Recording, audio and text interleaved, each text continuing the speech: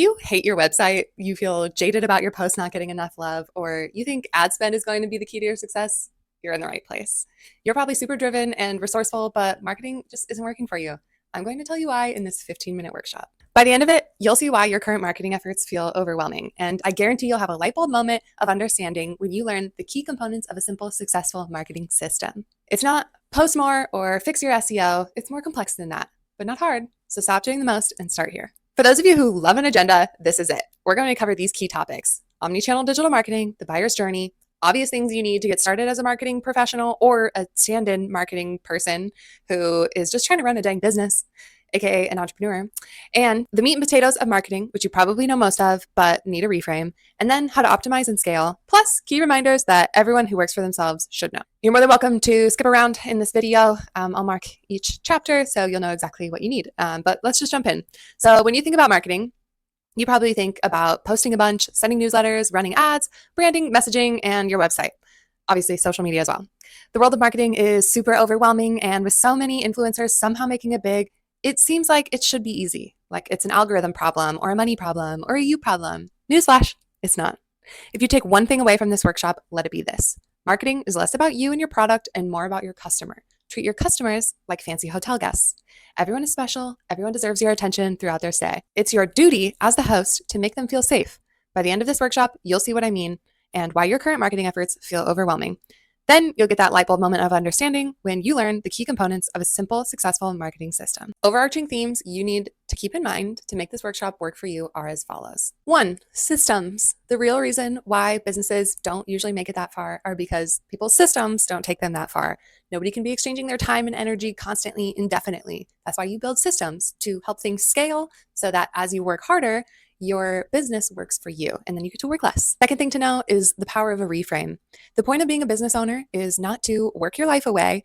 It is to start with the end in mind. You want to not work. So by developing marketing systems, you're making your life easier so that you don't have to work as much. By starting with the end in mind, you're also starting with the customer in mind. And that's who's driving your bottom line. That's where you get money. So you got to prioritize them. And the last thing you need for success in this workshop is a positive mindset.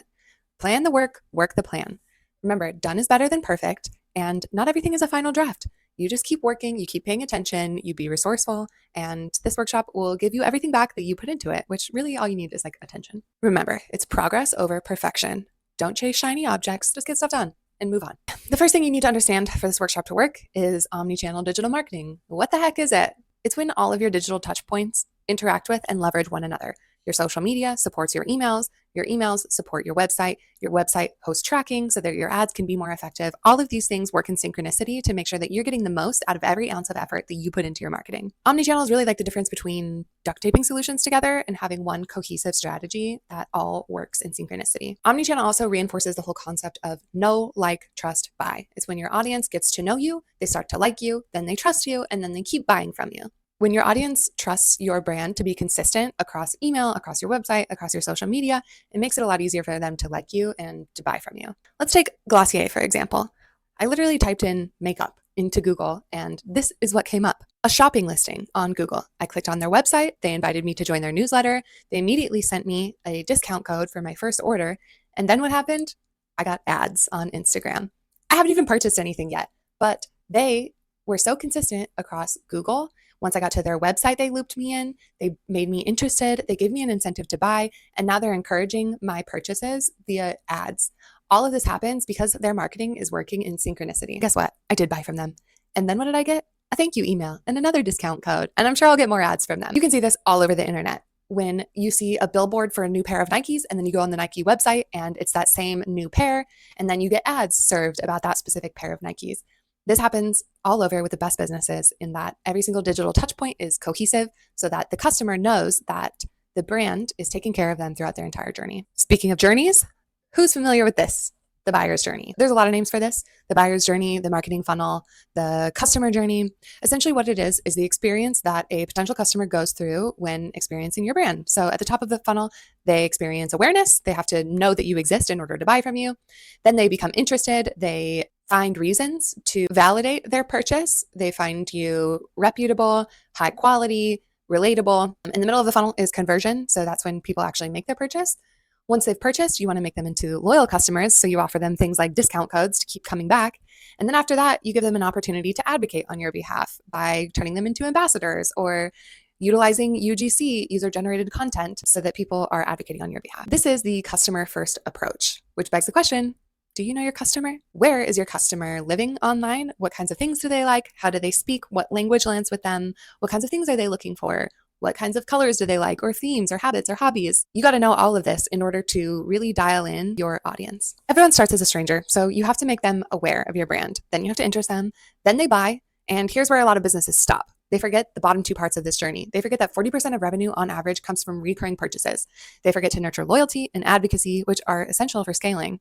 So I'm going to tell you the basics you need to have in place to make sure you're not ditching customers after they buy and how to maintain this journey as a whole. This is a list of all of the things you need to have bookmarked in your browser under the folder My Company. Each one directly supports a section of the buyer's journey. For example, awareness and interest can be generated through social media, while your emails can encourage loyalty, and Google My Business showcases advocacy when people leave you reviews. If you have all of this, you may move on. If you don't, move on anyways, and make sure you get these things done. Let's review some other ways people nurture their customers through the customer journey or the buyer's journey or the marketing funnel, whatever you want to call it. Some I haven't mentioned are podcasts, great for awareness and interest. Broadcast, which is like giveaways and maybe your own YouTube channel, strategic partners who bundle your offers with theirs, text message marketing, and ambassadors and influencers, obviously. There's a lot of overlap with different channels of communication, but the point of this slide is to show you where you're already excelling and where you might have opportunities to nurture your customers. Now we're going to get into the weeds. If you already know this stuff, feel free to skip around. Everyone knows what SEO is. Better SEO equals a higher likelihood that people will find you. You can learn all of the technical lingo if you want, but I'm not here to give you a vocab lesson. I'm just going to tell you what to do.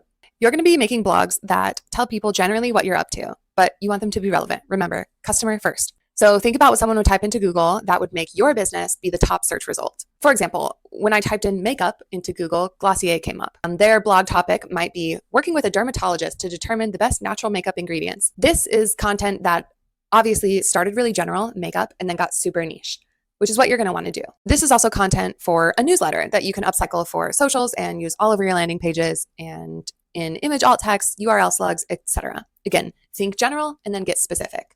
Throughout this workshop, you'll see a lot of these mottos. These are things to keep you motivated and on track with your goals. It's really for your mindset and for your reframes and to help you build those systems that we talked about. So this first one is aim lower. A lot of people set goals that are so high that they're daunting and they never achieve them. And they think that certain goals are too low that there's no point in even setting them. If your goal is to wake up and walk 10 steps, you're going to do it. Similarly, if your goal in marketing is to wake up and draft an email, you're definitely going to do that. But you might not develop a 7-part email sequence. So just aim lower, get to the part where you're drafting the email, and then let that momentum carry you. You don't have to do it all at once. Nothing ever has to be perfect. You can make big goals, but I suggest aim lower so that you know you can get them done and then ride some momentum off of that accomplishment. When your website is search engine optimized, people can find it organically via Google search, which is awesome for awareness. They can also navigate it and get interested. But your website should also act as a funnel, basically a visual, interactive representation of that buyer's journey that we talked about. When people talk about funnels, they're usually referring to a landing page that leads visitors to a low-cost value add or a freebie, aka a lead magnet, in exchange for their contact info, usually their email. The point of this is to get visitors into your ecosystem so you can upsell them on your real product, effectively moving them through the buyer's journey. It's a foot in the door tactic. Once you have their email, you can sell them on things. This is an example from a brand that I love called Almost 30. You might know of them. Their lead magnet is their Saturn return calculator. In order to know when your Saturn return is, you have to give them your email. Then you're in their system and they can send you more emails about how to buy the Saturn return guidebook, or in this case, how to buy their new book, Almost 30 book, whatever it is. Some landing pages are better than others, but generally there's a formula for how to make a great landing page. You'll see it at the bottom of the slide. It's going to be hero section, offers, features, social proof, and then probably FAQ. So now's a good time to ask, what would your freebie be? Do you understand how to make a page like this, a landing page? Do you understand how this Almost 30 example is a visual representation of the buyer's journey, taking buyers from awareness to interest to conversion, and then hoping to make them more loyal and advocate for Almost 30. Quick note, your funnel can be on your homepage in your site, but it's usually made in a totally different app like ClickFunnels and then integrated into your site. You don't have to do that. Every website is capable of making a lead magnet, which is just a web page. But apps like ClickFunnels have other capabilities and make it extra easy. People just find it easier to make them on ClickFunnels and then link it into their site. But either way, you can make it in your website or in a third-party app. This one is one of my favorites. Done is better than perfect. For all you perfectionists out there, do not be stalled by your perfectionism. Just get things done and you can iterate later. Everything's always going to constantly evolve. You're always going to want to make things better.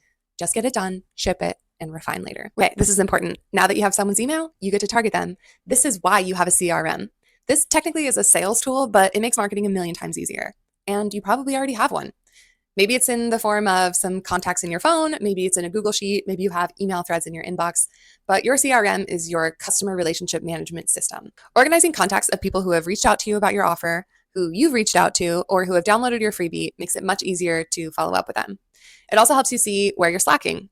For example, people don't make it past the discovery call, so you know you need to refine your discovery strategy. It helps you find out where people are getting tired of you, i.e. not opening emails anymore. This information allows you to focus your energy so you can get the most bang for your buck, like revisiting your sales pitch or updating your email sequences. You know when an Instagram post says comment fitness for a free consultation?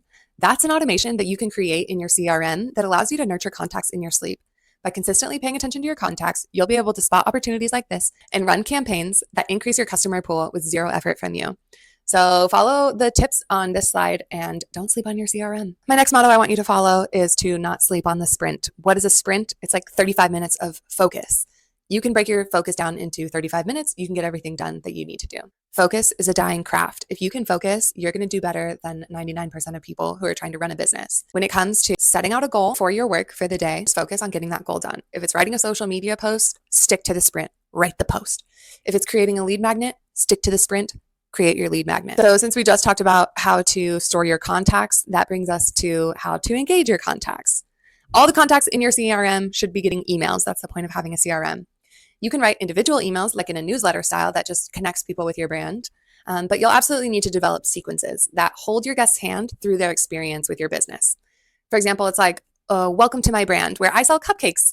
In this week's newsletter, why cupcakes are the new wedding cakes. And then they get another email, buy one, get one wedding cupcakes. And then they get another one, thanks for purchasing your cupcakes. And then another, how satisfied were you with your cupcakes? And then another email, leave us a review. And then another email, hey, I have a new line of cupcakes. These can be simple and are very easy to create and automate. Each time you launch a new product, you can create another sequence of about 5 emails that slowly promote your new product, like in my wedding cupcakes example. You should already have your contacts organized by how they entered your system. Every contact gets a tag to describe why or how they came to you, and then you can send them emails that are specific to them.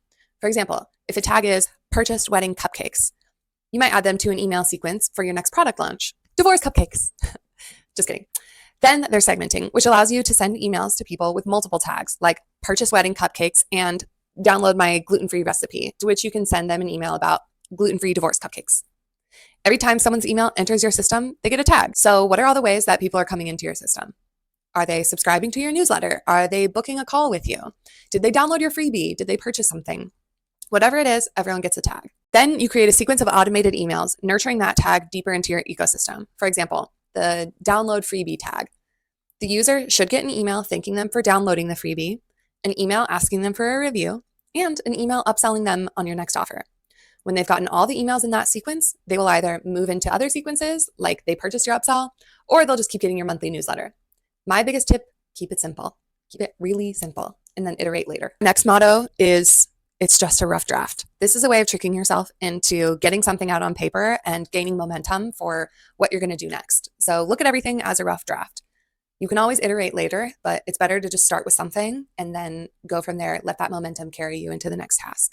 Whether it's a reel or a social media caption or an email, just write whatever you can and then go around and edit it. Moving on to everyone's fave for a little breather. Social media. This has a lot to do with your customer. How will you pick which platform to communicate with them on? What type of content feels the easiest and most authentic for you to create consistently? Do you feel more comfortable as an inspiration, an educator, an entertainer? Your best platform is the one where your natural strengths overlap with your customer's attention. This is probably an easy answer for you. So 3 other things to know about social. 1, don't take it too seriously, just be consistent. It's a business card. It's not that deep. 2, be you. You won't get anywhere by hiding. Seriously, you need to put yourself out there. 3, don't be original. Just copy what everyone else is doing. When you do get hits of inspiration, you'll know it and you can follow that. But in general, just find things that work and steal like an artist. I have a social media audit available on my website if you want more specific tactical insights like what to post, how to work the algorithm, etc. But for the sake of this workshop, just make sure your social media is synced with whatever's going on your website and in your newsletter. If you're giving away a freebie in your website, your social media needs to be telling people about that and your newsletter needs to be reinforcing it. My next tip, everything is content. Don't get stressed out about posting the perfect picture. Go through your camera roll and grab anything. You can turn anything into content. Don't feel like you need to organize a huge photo shoot with a professional camera. Just hop on your stories and start talking about whatever you're doing because your journey as an entrepreneur is part of your marketing. Let's get into ads just for funsies. I've seen so many people waste money on ads before they build the right infrastructure or strategy. Ads are the perfect example of why you need an omni-channel approach and especially a strong funnel. On to the more technical side of ads, who here has felt like Instagram has read your mind and served you an ad? It's kind of awesome, right? Like it makes shopping way more convenient. Running an ad that sends people straight to the checkout page is like handing out flyers on a street corner. Sure, a few people might stop and buy, but most won't be ready yet. You'll get far better results by offering something of value first, a giveaway, a free download, or an educational resource that gets your foot in the door and shows people why you're worth their attention. This approach taps into the rule of reciprocity. When you give something valuable up front, people naturally feel more open to engaging with your emails or buying from you later. As for how ads seem to read your mind, it's not magic, it's tracking. When you install a metapixel or a similar tag on your website, it doesn't record personal data, but it does track behavior like page views, clicks, and actions such as signing up or adding to cart. When you run ads, Meta uses that data to create audiences of people who have already shown interest or others who behave like them. This is how your ads get smarter over time, targeting warm leads instead of random strangers. In short, ads work best when they're part of a system, one that captures interest, nurtures relationships, and then makes the sale.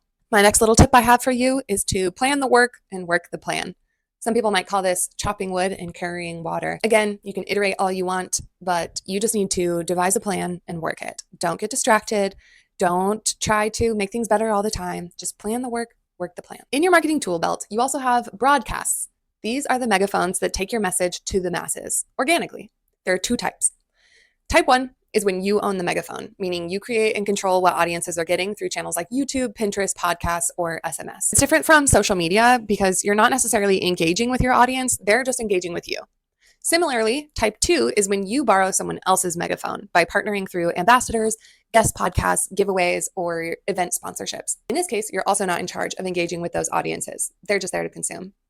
The goal is to pick one of each, one channel where you own the megaphone and one where you borrow. Your owned broadcasts are great for sourcing new leads, while partnerships expand your reach and build credibility. Think of it like listening to Joe Rogan's podcast. You would never know who Neil deGrasse Tyson was if you didn't listen to Joe Rogan, or who Dr. Rhonda Patrick was if you didn't listen to Joe Rogan.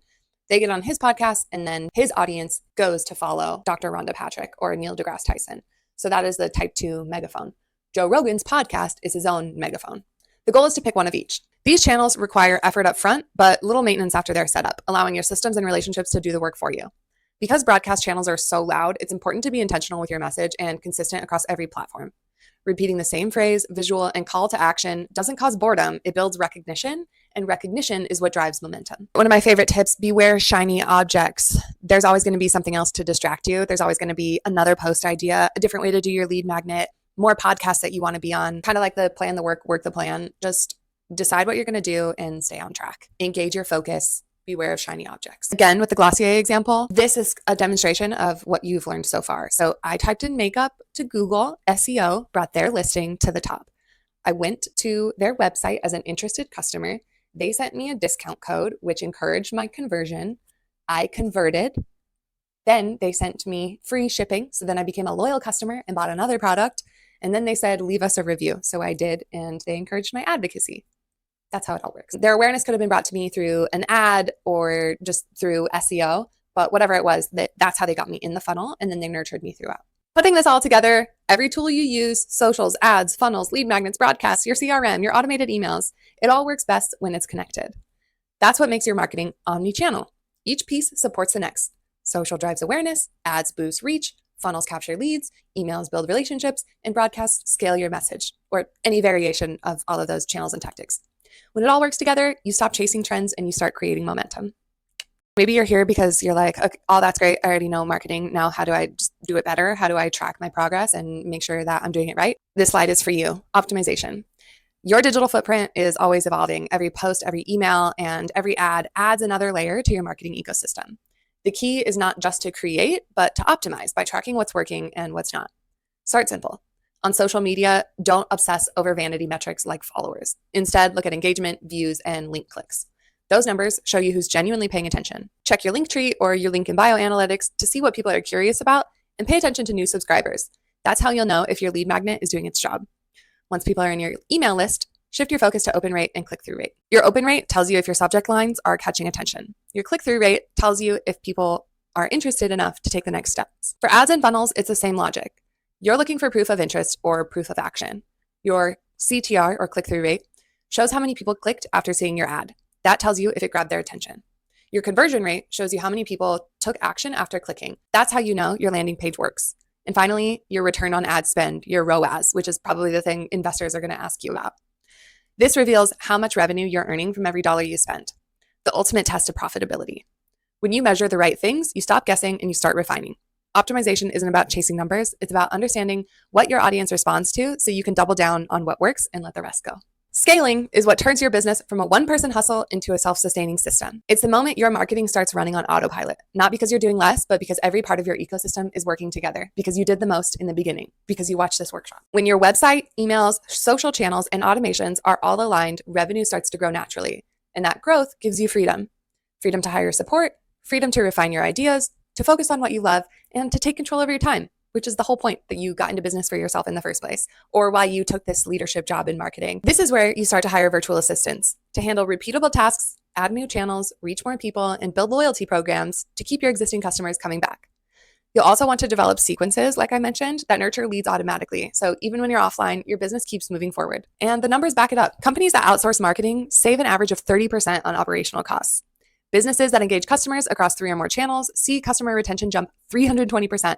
Repeat customers often make up 65% of total revenue, and automated email sequences alone can increase revenue by over 30%. Scaling isn't about doing more. It's about doing things smarter. So your systems, not your stress, drive your success. I want you to get a quick win. So download this audit in the description below. It'll walk you through everything we've talked about here and give you a good idea of where you're leaving money on the table and how to start fixing those leaks. If you need more clarity, let's talk it out. I started this business because you being excited about what you're doing gets me excited. So no strings attached. Let's do it. Just book a quick call. And if this workshop got you so stoked and you feel really prepared, I want you to download this guide now. It's waiting for you. It's 21 days of prompts designed to help you implement everything we just talked about step by step. By getting this guide, you also get access to a Slack community of everyone else who's in the same boat as you, everyone else who's watching this video, free consultations with me, and upgrades available if you need help with any of your marketing. If you need someone to write your blogs for you, somebody to help you with your landing page, somebody to manage your social media, there's always the option to upgrade. We're all sharing ideas and asking smart questions that me and my team are on deck to answer all day. Last thing I'll say is that marketing isn't an algorithm problem and it's not a you problem. It's a customer journey opportunity. Connect your channels, keep one message, and let your infrastructure do the heavy lifting. Grab the self-audit, join the Slack, or start the 21-day guide and build your ecosystem this month. Simple, focused, repeatable. That's how you gain momentum.